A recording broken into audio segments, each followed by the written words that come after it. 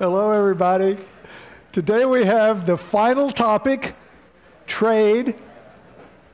Remember we started with our economy with prices fixed, interest rates fixed, and no inputs and outputs.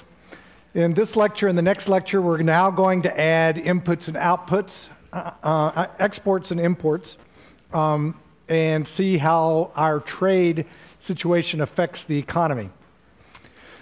But we're going to have two lectures here. I want to divide this into two completely, conceptually different parts. Today, what I want to talk about is the benefits of trade. This is a topic on which economists generally have unanimity of opinion. Nearly all economists believe trade is beneficial for all parties that engage in it, and that we should get more and more trade and open up trade, make trade more free, and remove what barriers there are to trade. So this is what I want to talk about today. This is one of the few times in this class where I'm actually going to try to convince you of something. This is not a popular view. The economist view does not sway the lay population very much. Many people believe that trade is hurtful to the United States or hurtful to other countries. I'm going to try to argue today why it's not, why it's actually beneficial. This might upset some of you. You must remember, though, all you have to do is sit here, listen to what I say, and then go out and believe whatever you want to believe after you leave the room. In fact, while you're sitting here. So just keep an open mind. And if you still want to believe that trade is hurtful after all this is over, then fine, go ahead. I believe in free thought. So today's lecture is going to be about the benefits of trade, trying to convince you that trade is beneficial for all countries that engage in it. And then the next lecture, what we're going to do is add fiscal and monetary policy with trade. We're going to discuss how trade affects the aggregate output of the economy, interest rates, prices, everything else, and how monetary and fiscal policy are affected by the existence of imports and exports. It becomes another leakage, in a sense, that gets added to the system. Okay, how do I convince you that trade is beneficial? The easiest way to think of trade being beneficial is in terms of absolute advantage. It's practically definitional. If one country can produce goods more cheaply than another country, then it is considered to have an absolute advantage. Okay, so let me just explain what an absolute advantage is first.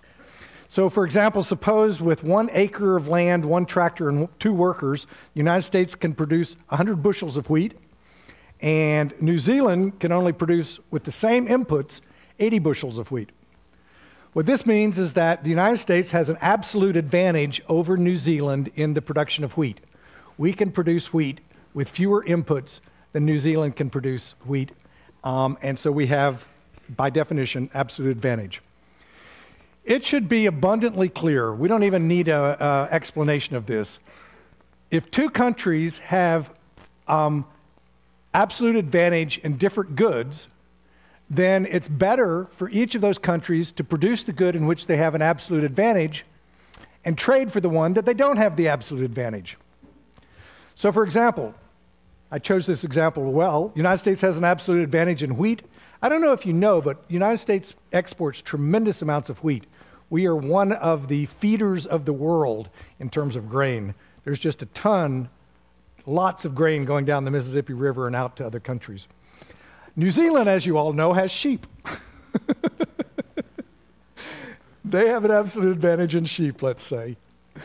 What makes sense in this situation is for each country to specialize in the thing in which they are good at, that they have an absolute advantage in, and trade for the thing that they're not so good at. So in this case, the United States would specialize in wheat and trade wheat to New Zealand and get our sheep, instead of growing them ourselves, raising them ourselves, we would get them through trade with New Zealand. So each country is essentially doing what they're good at and then trading for the thing they're not good at. I don't think anyone disagrees with this. It's not even an interesting idea, it's so obvious. What is interesting, though, is that even if there are not mutually compatible absolute advantages, all countries can benefit from trade. And this comes from a separate concept, a slightly different concept than absolute advantage. It's called a comparative advantage. And comparative advantages, as we will see, always are mutual. If one country has a comparative advantage in one thing, another country has it in something else. And so it always is reciprocal and allows for beneficial trade. So for example, suppose we look at Iceland here. I chose Iceland because it's up north and probably can't do wheat and sheep very well. It's cold. So if on each acre of wheat, each acre of land, the United States can produce 100 bushels of wheat or 50 sheep, and Iceland could only produce 30 bushels of wheat or 30 sheep on an acre of land, then in this case, the United States has an absolute advantage in both goods. However, this is the key point, and I'm hoping to convince you, that because of what we're now going to describe as comparative advantage, the two countries still benefit from trade. So to look at comparative advantage, what you want to look at is not how many inputs it takes to produce one good, but how much of the other good it takes giving up to produce more of the first good. So we want to look at, in each of the countries, what is the cost of producing sheep in terms of the amount of wheat we have to give up. When have you seen this before? This is opportunity cost. This is the production possibility frontier. This is the marginal rate of transformation. How can we transform wheat into sheep? What's the rate at which we can do that? So for the United States, if we want to produce extra sheep at the ratio of 100 to 50, we have to give up 2 bushels of wheat to get 1 extra sheep. Iceland gives up only 1 extra wheat for 1 bushel of wheat for each extra sheep that it has. Notice that when we do the costs in one direction, we can also do the costs in the other direction. What is the cost of wheat in terms of how much sheep we have to give up? Any goods, you do them in one direction, you can always do them in the other direction, and the cost in the other direction is always the reciprocal. So how much sheep do we have to give up to get an extra unit of wheat? At the ratio of 50 to 100, we have to give up 50 sheep for every 100 bushels of wheat that we want extra, which is a ratio of a half. We have to give up half a sheep for each bushel of wheat. That's in the United States. In Iceland, it's again 1-to-1 ratio. Notice that this is just the reciprocal of the number above. In this situation, when you look at the cost of the goods in each country, in terms of their opportunity cost, in terms of what you have to give up in that country to get them, the United States doesn't have an advantage in both. Sheep are more costly in the United States than they are in Iceland in terms of what has to be given up to get them. And wheat is less costly in the United States than in Iceland. This is what comparative advantage is. Comparative advantage is looking at the cost of each good in each country relative to what in that country you have to give up to get more of that good. So here on your next page, well, this is the summary of this one. Iceland has a comparative advantage in sheep because it's cheaper to produce sheep in Iceland, given what you have to give up there, than in the United States. And the United States has a comparative advantage in wheat because here you give up less sheep to get wheat than you do in Iceland. So each one is compared not against the other country's input possibilities, but against your own country's other production possibilities. How much you can trade one good for the other in transforming your inputs across industries. So hopefully you all have the slide, because this is a lot of words for a very simple concept. When the amount of good X that must be given up to produce 1 extra unit of good Y is lower in country A than B, then country A has a comparative advantage over B in the production of Y. And necessarily, this is the important part, B has a comparative advantage in the production of the other good, X. The thing about comparative advantage that doesn't exist with absolute advantage is that comparative advantage is necessarily reciprocal. If one country has a comparative advantage in one good denominated in a second good, then the other country has a comparative advantage in the other direction. Why is that? Because this is the cost of one good in terms of the other good, and the reciprocal of it is the cost in reverse of the second good in terms of the first good. So if one of these is larger, then whichever one's larger here, when you take the reciprocal, it's going to be smaller. It's necessary because you're just taking a reciprocal. So whichever one's smaller here becomes larger when you take the reciprocal. So by definition, comparative advantage is always mutual. It's always one goes in one direction and one goes in the other direction. And because of comparative advantage, any two countries can benefit from trade. This is true even if one country has an absolute advantage in nothing. That is, one of the countries can produce all goods more cheaply than the other country. Still, the two countries can benefit from trade because of this comparative advantage. Each country produces more of the thing in which they have a comparative advantage and less of the thing in which they have a comparative disadvantage, and then trade for the thing they have a comparative disadvantage. How do we know this works? Just in that example. I mean, you can think through these things. All of this stuff can be shown mathematically too. I mean, there's nothing tricky there, but I think just thinking of examples of how you can make mutually advantageous trades is a much more straightforward, and it's the discipline that you kind of need to go through to see how everyone benefits. So the United States, what if we were to produce more wheat? We know now that the United States has the comparative advantage in wheat, and so our guess is that we want to produce more wheat and less sheep. So suppose we produce 4 more wheat and 2 less sheep. That's the ratio that our production possibilities allow. We could trade at 100 bushels of wheat to 50 sheep, or 4 to 2. It's a 2 to 1 ratio. So this we can do. That is allowed in our production possibilities. Iceland then produces more of what it has a comparative advantage in. It produces 2 more sheep, and its ratio, production possibility transformation, marginal rate of transformation, is 1, so it has to give up 2 wheat to do that. So now Iceland has moved towards its comparative advantage, we've moved towards our comparative advantage, and I'm going to prove to you that there's a trade that will make both parties better off. What is it? Of the 4 units of wheat that we produced, we give 3 of them to Iceland, and they give us 2 sheep in return. That's a trade. And would both parties agree to the trade?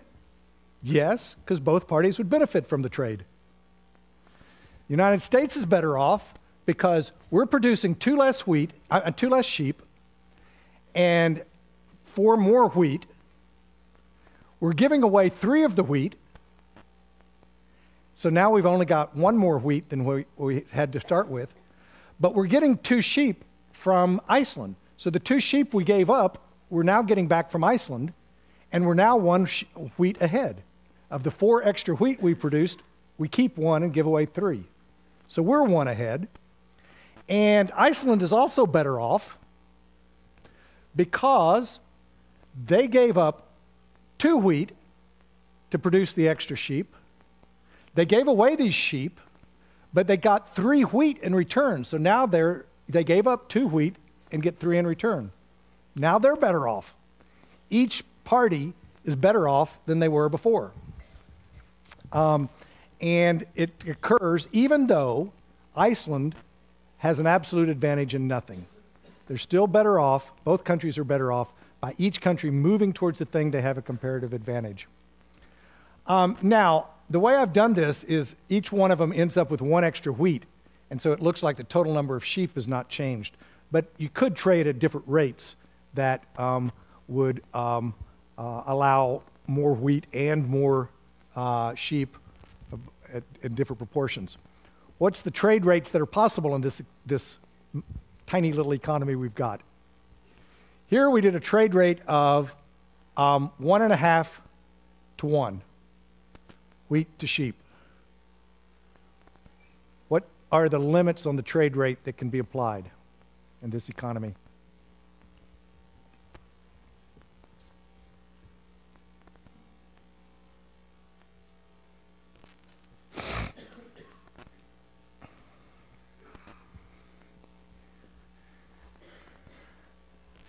Anything between 2 and 1 will effectuate a trade of sheep for wheat. And we chose 1.5, which is just the midpoint. Could have gone anywhere in between those two. And it would have made a mutually advantageous trade for the two parties. Okay, so that's basically what it is. That each country can benefit by moving towards the thing for which they have a comparative advantage. How does this apply to NAFTA? Remember when NAFTA was signed, it's the North American Trade Association trade agreement. There was this concern that all the jobs would go to Mexico because they have such cheap labor, they can produce everything cheaper than we can. That's missing the point of comparative advantage. Suppose Mexico can produce clothes 50% cheaper than the United States and can produce radios 25% cheaper. And those are the only two goods there are. We could extend this list forever, but the fear was that Mexico can produce everything cheaper than the United States and so would lose out on this agreement. So let's just make it these two goods, and they can produce everything cheaper than we can. So Mexico does have the absolute advantage in both goods, but they have a comparative advantage in clothes because they're 50% cheaper than us there and only 25% cheaper with radios. So essentially, each of us does what we're better at, or in the case of the United States, under this bizarre example, what we're less bad at. So Mexico does what it's very good at, which is produce clothes, and the United States does what it's less bad at, which is radios. Comparative advantage means that you're less bad at it than anything else. And we both would benefit. It is impossible to have effective trade if Mexico produced everything because they'd have nothing to trade with us. We would have nothing to trade back with. So the only way trade can be effective and Mexico can increase its production is if we're also producing something that generates income that then can be traded.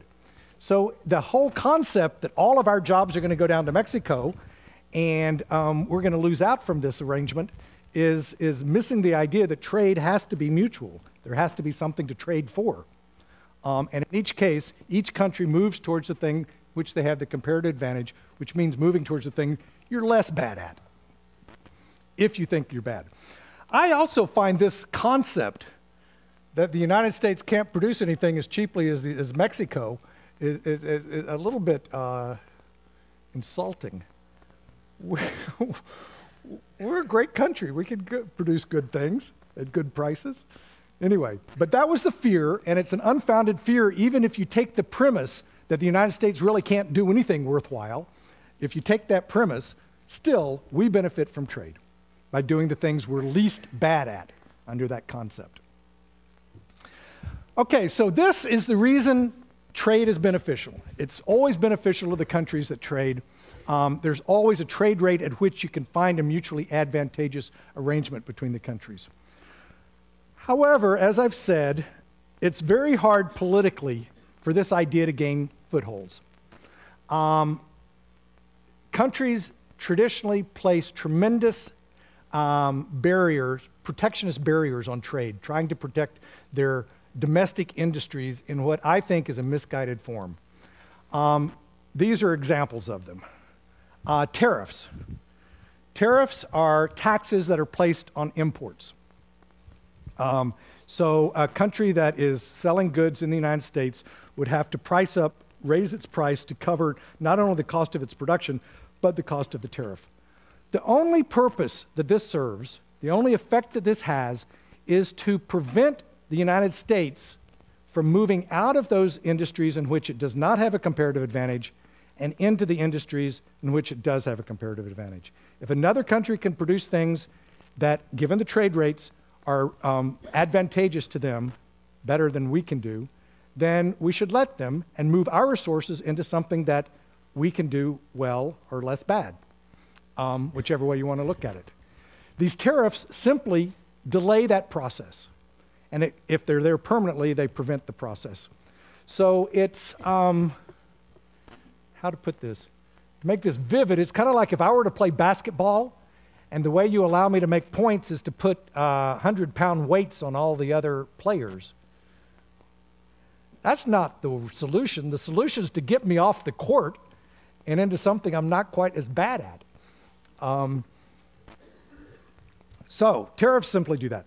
Export subsidies are the same thing in reverse. This is a matter of allowing our industries to produce goods for which they don't have a comparative advantage, and subsidize them so that they can sell abroad even though there is no comparative advantage.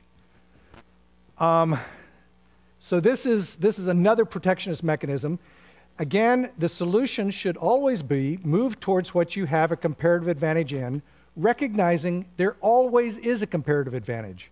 As long as you think in terms of absolute advantage, you'll be fearful that there isn't anything we have an absolute advantage in. But comparative advantage, you have to have something that you have a comparative advantage. It is definitionally mutual. And so we want to move our industries into those areas. Quotas is the same thing. The United States on many occasions and other countries have put quotas on import goods. An example that I actually worked with quite a bit was many years ago when the Japanese manufacturers were starting to export many vehicles to the United States, and the big three automakers were starting to feel stressed out from that. The United States Congress was on the verge of passing laws to restrict the number of foreign cars that could be imported to the United States. What actually happened was the Japanese manufacturers, who were the main ones that were winning this game, chose voluntarily to put restrictions on how many cars they send to the United States for sale. There were voluntary export quotas. They did it, of course, simply to preempt Congress from passing them, because the advantage of voluntary ones is you can take them off when the crisis passes. But what happened there is what exactly you would expect to happen. Because there was less import of Japanese cars into the United States, the price of the Japanese cars that were imported went up, which means consumers had to pay more for them. The price of American cars, American-made cars, also went up because there weren't as strong competition against them, and so consumers had to pay more for that. And the Japanese manufacturers actually made more profit than they made before the restrictions were placed. Why is that? What would every firm like to do? Restrict output and raise price. And this was essentially a collusive agreement among the Japanese manufacturers to raise their price and restrict output. It's classic collusion that the US government did not prosecute in that way, because we wanted it as a quota on incoming cars. And yet it was classic monopolization. And it had the classic effect on consumers. We all ended up paying more. The United States public was hurt by those quotas. And the big three manufacturers didn't get saved by it. When you don't have a comparative advantage, all you can do is place these things on and elongate the process. The US manufacturers have had to adapt. They keep losing market share, and that's just what should happen. Our resources should move to other things that we have a comparative advantage towards. Okay, so now this last slide lists 6 things, is it 6? 5, that are often given as reasons not to have free trade, that is, to place restrictions on trade in various ways. And what I want to do is go through each of them, give the rationale for it, and explain why that reason is wrong. So I'm being very partisan today. The first argument is you need to put tariffs to save jobs. You see this all the time. People are concerned about outsourcing of jobs to other countries. The steel industry is losing demand in the US, and they're concerned about foreign imports, and the jobs that are in those companies are being lost. This is missing the point. When you hear about these job losses, you always hear about the losses that occurred in the industries where we didn't have a comparative advantage and trade hurt that industry. You never hear about the industries in which there's growth in the jobs because of trade. How many times have you read in the paper about that? That's considered natural. that's just considered like, oh yeah, we're doing well. We hire more people because we can sell well. They don't see, it's not seen as the necessary reciprocal of the other. The two go hand in hand. Actually, trade does not affect the total number of jobs. What affects the total number of jobs? Our macroeconomy. That's what we've been studying this whole second half. What determines the output, the employment level in the economy? We're at 9% in unemployment right now. It's not because of trade, it's because of the problems we're having with our macroeconomy. And if we can move towards lower unemployment, it will be because of macro policies. Now, trade does have an effect on the macroeconomy, and we're going to talk about that next time. But actually, it doesn't, it's a minimal effect, and it's a self-correcting effect, so that it really doesn't have a big effect on jobs. The hoopla about jobs is truly a matter of people perceiving the jobs that are lost in industries that are hurt without perceiving the jobs that are gained. Outsourcing is a great example. We outsource jobs like those Dell computer, you know, when you call in your Dell computer's not working and you get somebody in India, and they, you know, a lot of those jobs are outsourced. Who wants those jobs anyway? Let someone else do them. The United States, other countries outsource tremendous amounts of work to the United States. Our law firms have work from other countries all the time. Architecture firms, the finance firms that we have, accounting firms. I do lots of work in Europe. I did a project in Australia where their government hired American experts to design and do forecasting for a very fast train that was going to go from Sydney to Melbourne. Don't you like that name, Very Fast Train? It's very vivid. Anyway, which would you rather do? Answer phones and listen to people complain about their Dell computer, or work on, you know, designing a new fast train? The United States can do this. We do this.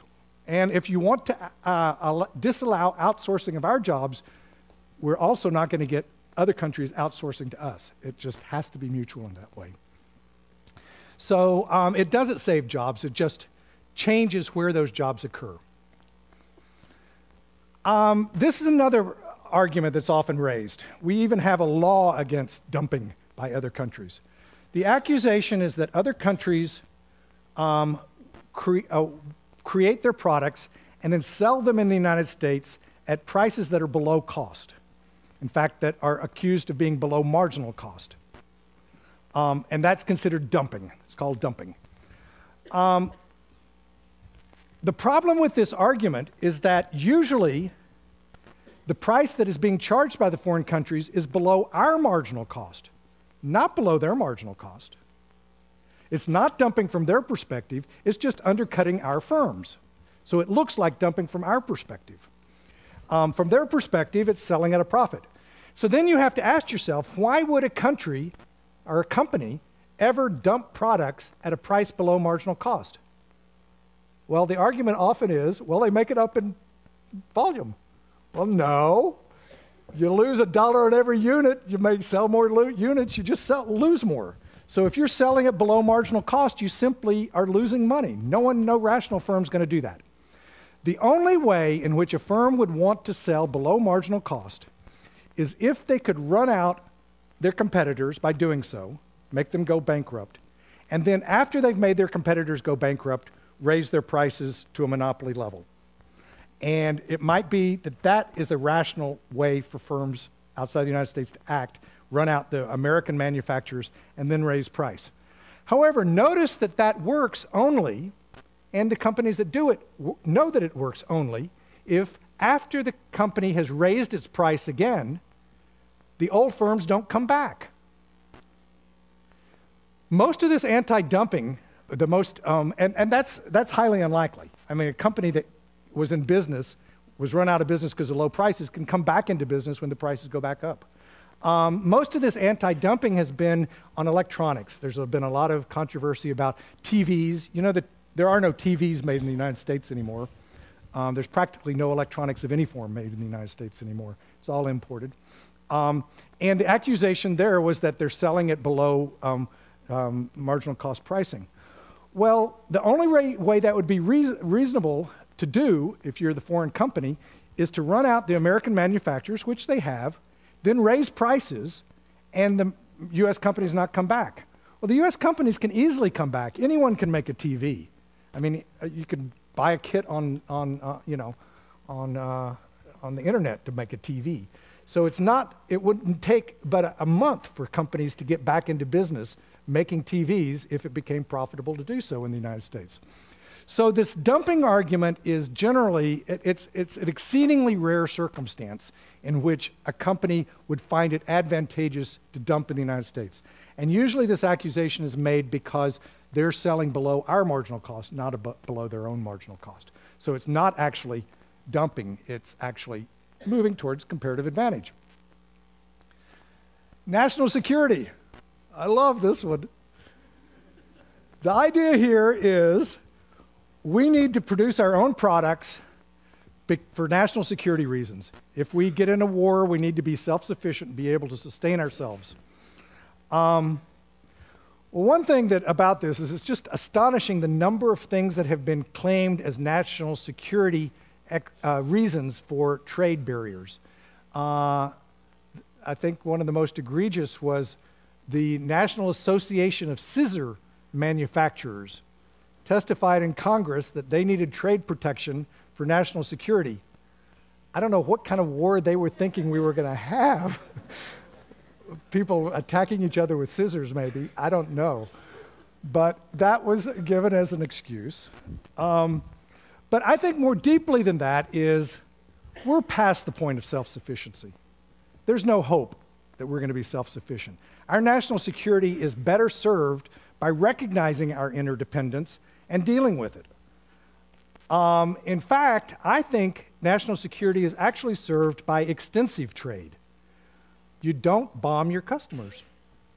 You don't bomb your suppliers. It would just be stupid to do so. So you can think of a whole different concept of national security. I would call it the peace that comes from economics. There's a term, what's Latin for that? Economicus, pacem economicus, or whatever. But where we obtain peace through recognition and the necessity of acknowledging our mutual dependence. And in fact, if you look now at the parts of the world that are having the most unrest and are the most volatile, those are the parts of the world that are least tied into the whole economic system. So again, national security, I think, is better served by extensive trade and bringing more trade into account rather than trying to pretend that we could ever be self-sufficient. That's just not going to happen. This one has an actual degree of relevance, but again, it needs to be seen in a more moderate light. Often trade barriers are given, the reason for trade barriers is given as being to mitigate the effects of wage differences, differences in environmental regulations, and other things. For example, it is true that if one country has more strict environmental regulations than another country, then industries that pollute as part of their byproduct would shift to those countries with less strict regulation. That's true. So differences in environmental regulation will affect which countries end up having a comparative advantage economically, even though if they all had the same regulation, they might not have that. Similarly, wage regulation, unions, the power of unions, the minimum wage laws, those kinds of things. If there's differences in that, you can get countries being able to produce things because they have less regulation of wages, less support for wages than in the United States. These are true. And I think it's also true that using trade as a device, trade barriers, the threat of trade barriers as a device to try to get other countries to come into alignment with what we think are appropriate practices is perhaps appropriate. You would, threaten trade barriers unless you change your environmental regulation. However, that needs to be done under the concept that it's always a stopgap. The ultimate goal is to get to full free trade. Also, this is used, I think, far more then is legitimate. It's used as an excuse because somehow preventing trade and being in favor of the environment, people tend to believe both of those at the same time. Did I just say that right? Being against trade and being in favor of protecting the environment, a lot of people tend to believe both of those. I believe in protecting the environment and free trade, so I'm not in that group. But there gets to be this thing where you start explaining why you want to prevent free trade from environmental reasons. Like there's going to be more pollution because Mexico doesn't have as strong pollution laws. Hang on, yeah.